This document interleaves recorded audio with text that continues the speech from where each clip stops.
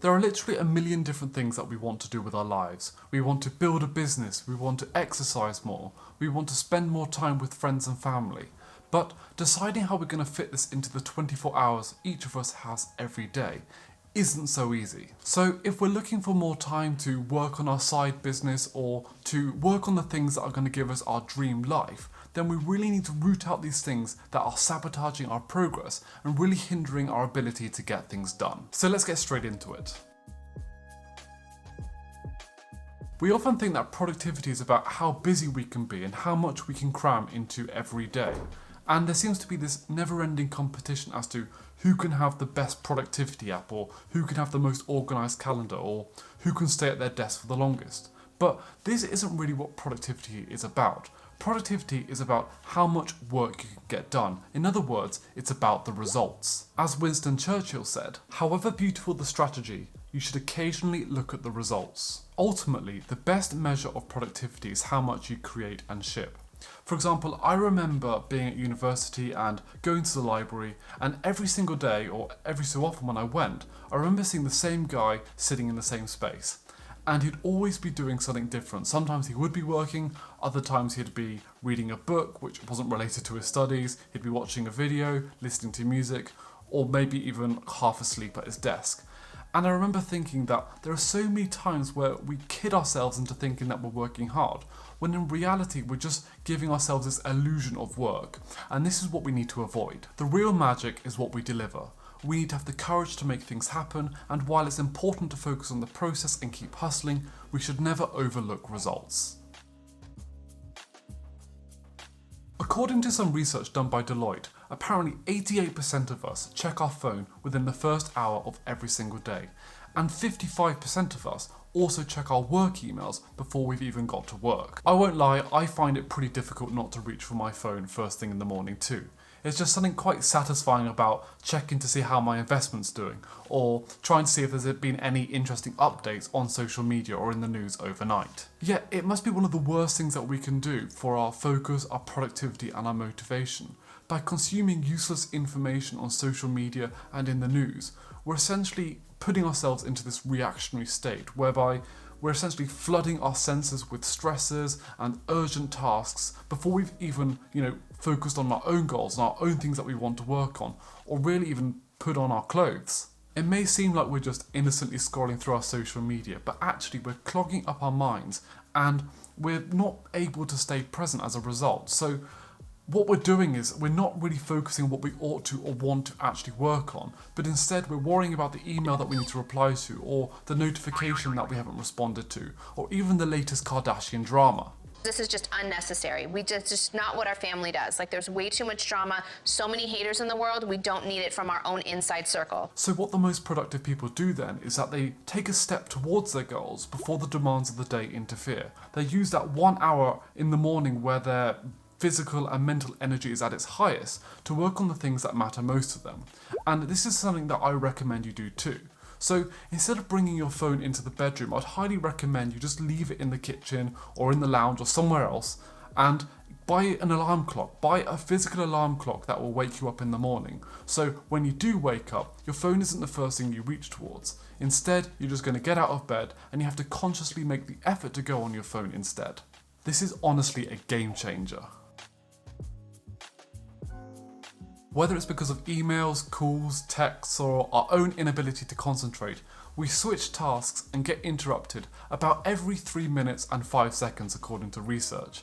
And because we're absolutely awful at multitasking, this means that we really rarely ever get anything done. In fact, even if you don't get distracted every 3 minutes, there's research done by Gloria Mark at the University of California, who works in digital distraction, who says that even if we get distracted, it takes a further 25 minutes for us to then regain our focus. To be honest, I've noticed that most of our interruptions are self-inflicted. So we'll be working on an essay, or we'll be working on an important project, and then just a few minutes later we'll switch tabs and start scrolling on Facebook, or we'll walk over to our friend or our colleague and start talking about the latest episode of Love Island.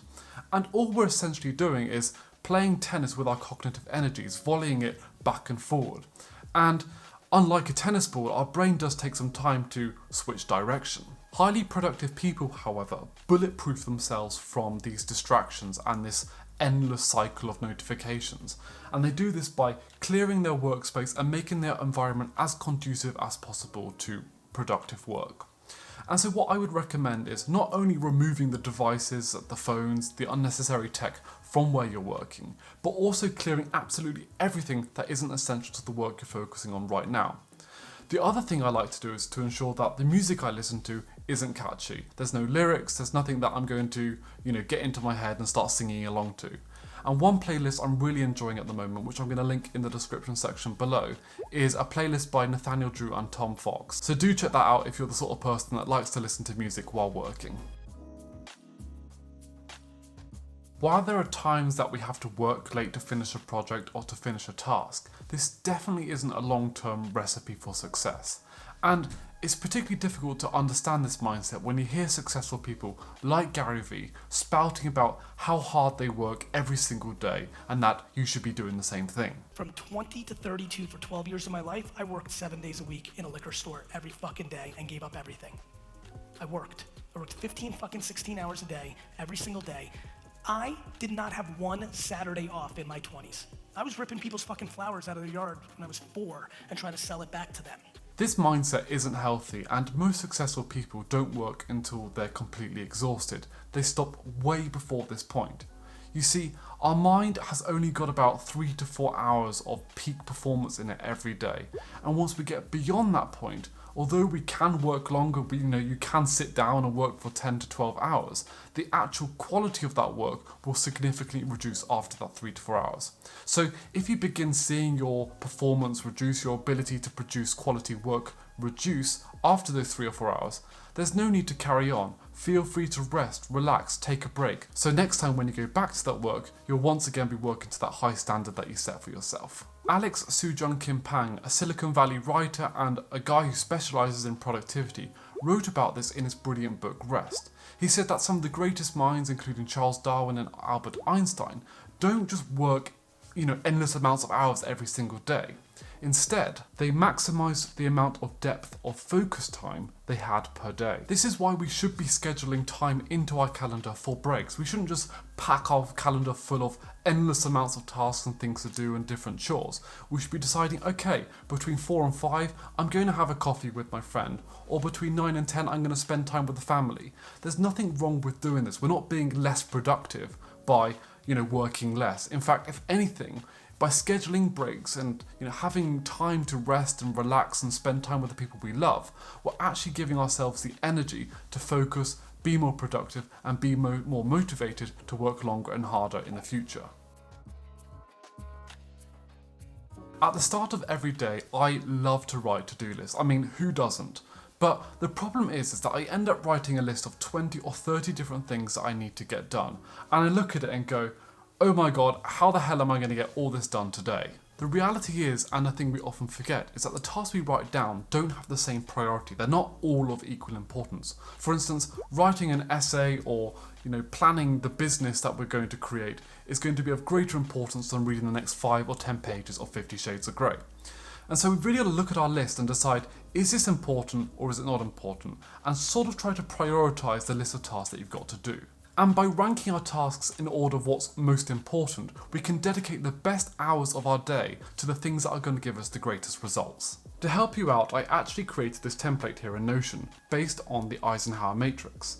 The idea is that this gives us a flexible productivity framework that categorizes tasks into particular quadrants depending on their relative importance and urgency. As such, it helps prevent screwing ourselves over by guiding us towards the projects with long-term impact on our lives. And at the very least, it encourages us to remove needless distractions. So do give this a go if you're interested. I'll leave a link in the description section below. But in short, what you want to do is think about what's on your plate and decide what's important, what needs to be done right now, and what are the things that can wait. And we don't just have bad habits when it comes to productivity and getting things done. We also have pretty bad habits when it comes to learning and studying. So one of the first videos I created was about the science behind learning well. And if you are interested in trying to learn better and trying to study better, whether it's for an exam or you're just trying to learn pretty much anything you like, then do check out that video I created over here. Anyway, I hope you enjoyed the video and I shall see you next time. Goodbye.